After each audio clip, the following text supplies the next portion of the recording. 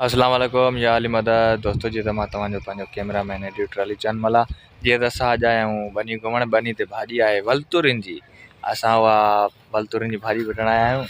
हे असांजो राइटर आहे बरकत बलोच जेको भाॼी खई अचे थो।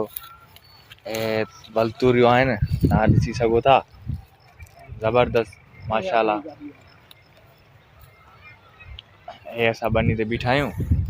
हाणे असां वञूं था होटल ते वञी वरी तव्हांखे हुते होटल ते मिलाईंदासीं अदाकार सां राहिब ज़ोर, जीअं पंहिंजी होटल खोली आहे इंशाल्लाह तव्हांखे वणी वेंदो। मतिलबु असां वञूं था, लोकेशन तमामु ज़बरदस्त आहे। रिकॉर्डिंग जे हिसाब सां असां हिकिड़ो फिल्म ठाहींदासीं, हिकिड़ो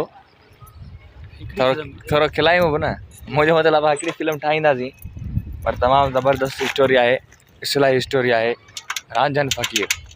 इंशाल्लाह अनक़रीब रिकॉर्डिंग शुरू कंदासीं ऐं असांजे यूट्यूब ते ॾिसंदो सीवुड ते। दोस्तों असां राह वटि पुॼी वियासीं।